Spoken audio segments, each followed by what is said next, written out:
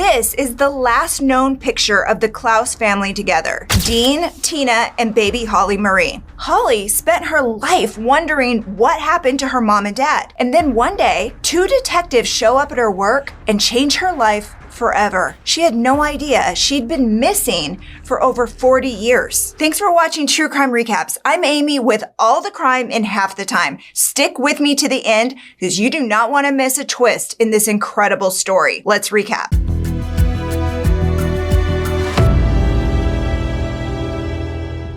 Imagine it's the early 1980s. You're living in Lewisville, Texas, a small city just north of Dallas. It's you, your spouse, and your infant daughter. You meet an aging hippie who calls himself Jesus Christ Lightning Amen. He claims to be Christ reincarnated, and he offers you a once-in-a-lifetime chance at salvation. You're free to join his church, the Christ family, but there's a catch. You have to give up your baby. Now, Lightning Amen has strict rules about kids on the road, as in, he's against it. Living a nomadic life is hard when you're stopping to feed and school the kids. So what do? Do you tell this hippie to get lost or do you bend the knee? 21-year-old Dean Clouse and his wife, 17-year-old Tina, stood at this very crossroads. They were a young couple looking for a fresh start in Texas. Dean had just landed a cushy job that would help support his new family. The timeline from here is unclear. It's believed they accepted Lightning Amen's offer, but their time in the cult didn't last long. Dean and Tina were murdered somewhere along the road.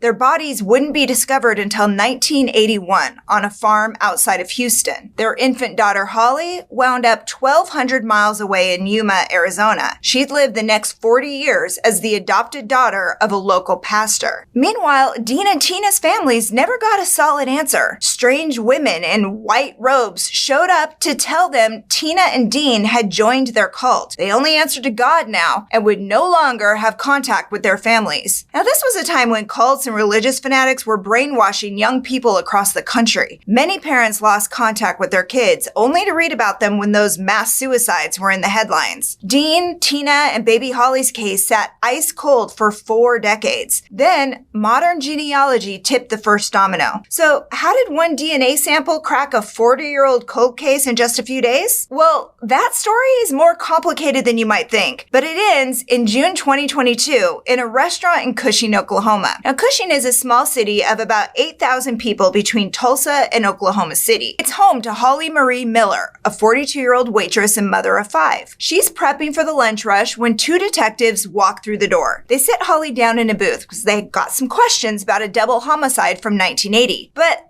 what could she possibly know? Holly was a baby at the time. The names Dean and Tina Clouse, they don't mean anything to her. But then her world flips upside down. She sits in stunned silence as the detectives explain that Holly is the long-lost daughter of this murdered Texas couple. She's technically been missing for 40 years, and her real family is dying to see her again. One of the detectives hands her an old photo of Dean, Tina, and baby Holly cuddling on the couch. It's the first time Holly has ever laid eyes on her birth parents. Now, don't get me wrong, she's always known that she was adopted. In fact, she'd convinced herself that her birth parents died during the Waco siege in 1993. Her adoptive father, Pastor Philip McGoldrick, he didn't know too much about her parents. He only knew they were part of some really weird cult from Texas. Now, the Branch Davidians at Waco fit the bill perfectly. For Holly, it was like one life ended and a new one began. She had 2 other families she'd never met, uncles and aunts and cousins and grandparents, and they all just wanted to see their baby girl again. On an emotional Zoom call later that day after talking to the detectives, Holly reunited with her long-lost family. She answered the burning question on everyone's mind. Where have you been all these years? Oh, here's what happened. It's November 8th, 1980. Philip McGoldrick is the pastor at a Seventh-day Adventist church in Yuma, Arizona. And he's running late for a meeting when he hears a knock at the door. Now, through the window, he sees 3 women dressed in white robes. They're barefoot, and one of them is holding a baby. Now, he assumes they're there to ask for food or water or gas money. Instead, they want someone to take the child. Coincidentally, it's the answer to his prayers. Philip and his wife wanted another daughter, but they couldn't get pregnant. Now, baby Holly is a literal miracle on their doorstep. And of course, he's excited, but Philip still asks questions like, The obvious one, why do these women want to give this baby away? And they tell him the truth, sort of. They say they're part of a nomadic religious group whose belief system forbids children. They don't believe in eating animals or using animal products, especially leather, and that's why they walk around barefoot. And one of them claims to be Tina, Holly's mother. She has Holly's birth certificate and a note signed by Dean relinquishing their parental rights. So Philip thinks about it. If they don't take the baby, she's just gonna go somewhere else, maybe to someone bad. Apparently, they've already left a baby at a laundromat somewhere. So when he agrees to raise her, the women in white,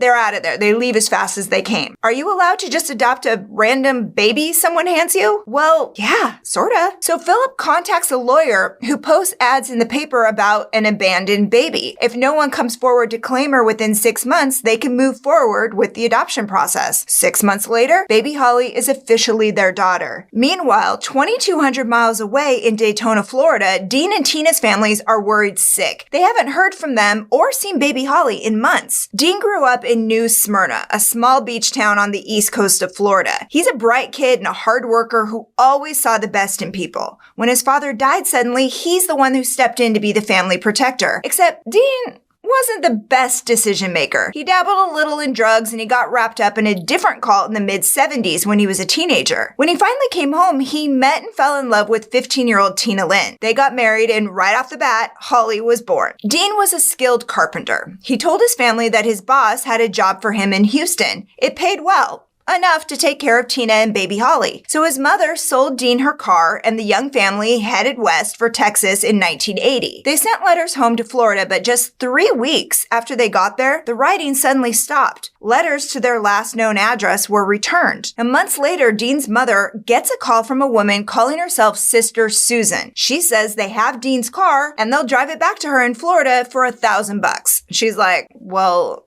okay. So 3 women in white robes arrive with Dean's car at the meeting spot, the Daytona Motor Speedway. Now, Dean's mother begs for any information about her son and his family, but the women refuse. They say Dean and Tina joined their religious group and they wanted to cut ties with their families. Now, it's absolutely strange, but what could they do but hope for the best? Maybe they were on a ranch somewhere, living off the land, enjoying a life devoted to God? Well, those hopes could not have been further from the truth. On January 6, 1981, a call comes into the Harris County Sheriff's Department. A man is on the line. His German Shepherd has just walked out of the woods with a decomposed human arm in its mouth. 5 days later, police uncover 2 bodies in the woods near the caller's home, a man and a woman. She's been strangled to death. He died from a skull fracture. The bodies are too decomposed to identify, so they enter a database full of unidentified Jane and John Does. They're like Jane and John Doe number 701 and 702. Something crazy. They're buried among hundreds of other unnamed corpses in a pauper cemetery in Harris County, Texas. Meanwhile, in Yuma, baby Holly lived with Pastor Philip, his wife, and her adopted sibling. Sadly, her new family broke apart. Philip and his wife divorced. His second marriage didn't last either. Her stepbrothers and sisters grew up and drifted away. Holly was alone once more. So when Waco happened in 1993, she accepted that her parents, that was probably the crazy cult that her parents had been in, and they probably died in the siege. It was better than holding out hope that they'd come for her one day. Well, Holly's life took another major turn when she was 16. By then, she and Pastor Philip had moved to Manford, Oklahoma. It's a small city outside of Tulsa. Philip had remarried and he was going to move to Tulsa with his new bride, but Holly didn't want to leave her school or her boyfriend, so she made a deal. As long as she kept her grades up, Holly could stay behind and live with her boyfriend's family. But her boyfriend had a secret. He was addicted to meth. Now, Holly couldn't stand the thought of losing somebody else, so she asked him for the next hit. It's one of those if you can't beat him, join him things. All she remembers is waking up 3 days later. It didn't take long for her boyfriend to abandon her too, leaving Holly with a drug habit and nowhere to live. Her grades tanked, she stole money from her dad to survive, and she was arrested for theft and shoplifting. She walked away from the church and she fell deeper into a life of drugs. At 18, she fled to California with a new boyfriend. One day, a hit of meth caused a vein to collapse. The pain was excruciating, but Holly refused treatment because going to the hospital, that meant bills, that meant calling the police. That meant a whole lot of questions nobody wanted to answer. So she spent 3 days in agonizing pain. Luckily, her body healed, and Holly knew that she had to make a change. So she and her boyfriend cleaned up their act, and they focused on having kids. They moved to Oklahoma in 2007 and started the family that she'd always craved. Now, DNA science had come a long way by then. In 2011, the Harris County Medical Examiner's Office back in Texas exhumed Tina and Dean's bodies, hoping to identify them after 30 years and close this cold case. Luckily, they were in decent shape and doctors got plenty of DNA samples, but they didn't have anything to compare them with. They had to wait until 2021, when a new kind of science was well into the mainstream: forensic genealogy. It's when police tap public DNA databases to find potential relatives in cold cases. Well, two doctors from a California company called Identifinders International, they wanted to figure out who this DNA belonged to. Who were these people? So they compared the samples to public data on GEDmatch.com. Is it GetMatch or GEDmatch? Whatever. You know, it's the genealogy website that famously helped track down the Golden State Killer. So researchers tracked Dean's DNA to a cousin who was living in Kentucky. After a few phone calls, they found Dean's family in Florida. His sister was at work when the call came in. She thought it was probably a scam, but she decided to take it. Well, the doctors asked if she had a relative who went missing a long time ago. She did. Her brother, Dean. They told her that Dean and Tina's bodies were found back in 1981, but never identified. Then she asked the question, what about baby Holly? And they're like, what baby? So if Holly were still alive, they'd only be able to find her if she'd uploaded her DNA to a public database, or if she'd been arrested and her sample was already in the system. But investigators took a more traditional route. They looked up her records in Florida. Unfortunately, it was sealed and they needed a court order to unseal it, which meant that Holly either had a juvenile record or she'd been adopted, and adoption meant she could still be alive. A judge unsealed the file, revealing that Holly had been adopted in Yuma, Arizona by Pastor Philip. She was alive and healthy and living in Cushing with her family. Detectives arrived in June 2022, and Holly's story became a global sensation. According to called experts, Pastor Philip's story of these women in white, that pointed to one specific group: the Christ family. In 1980, the Christ family was about 2,000 members strong. They drifted around the Florida Keys, California, and the American Southwest, including Arizona and Texas. Well, members were forced to sell their possessions and give the money to the cult. Standard. They lived off food stamps and whatever they could find in trash cans. They were strict vegans. They didn't wear shoes, leather, or any other animal-made products. They believed their leader, Jesus Christ Lightning Amen, was a carpenter who'd survived a 40-day fast in the Mojave Desert. In reality, Lightning Amen, aka Charles McHugh, fled California to return people to Christ after his painting business failed. Members would tell you their creed was to have fun and have a good feeling all the time for peace on earth, which sounds, shouldn't we all be doing that? I guess. But it was actually a little bit more than that. They wandered the country with nothing but bedrolls and army blankets. According to the Washington Post, the women wore white and the men wore white hats or diapers or whatever they could find that was white around their head. Now, Lightning Amen outlawed sex, materialism, and the killing of animals. They smoked plenty of weed, believing it was a God-given gift, and they also rejected work, saying that they only worked for God. But most importantly, they had to abandon their children. To Lightning, kids were excess baggage, a distraction. How could his followers pay attention to him if they're so worried about raising their kids? He may also have wanted to avoid temptation. Apparently, he already had 3 misdemeanor child molestation charges under his belt. To make his people more subservient, Lightning got them addicted to drugs. Much harder drugs than a little weed. He and several other members were arrested for selling meth in 1987, and the cult disbanded after he died in 2010. There's no direct evidence tying the Christ family cult to the murders of Dean and Tina, but ABC did track down Sister Susan, and she didn't know anything about Dean and Tina's murder, but she guessed that some evil demon probably picked them up and killed them. However, all the circumstantial evidence points to the cult's involvement. Today, the investigation into their murder is ongoing. Holly, for one, believes her parents knew too much and they were killed when they tried to leave the cult. In her memoir, she wonders who the mysterious women in white were who showed up at her adopted family's door.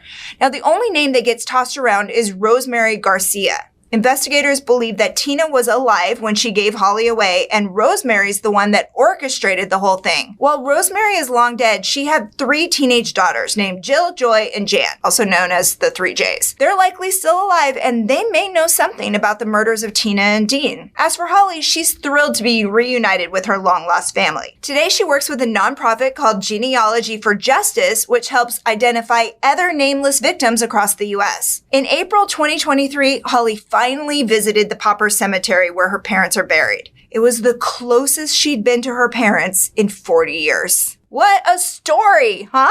Let's talk about it in the comments below. And that's your recap. Thanks for hanging out with us today. If you like getting all the crime in half the time, go ahead and tap that subscribe button and the bell so you never miss a story. We're here Wednesdays, Saturdays, and Sundays, but don't go away. Catch up on more recaps right here, right now. Until next time, take care.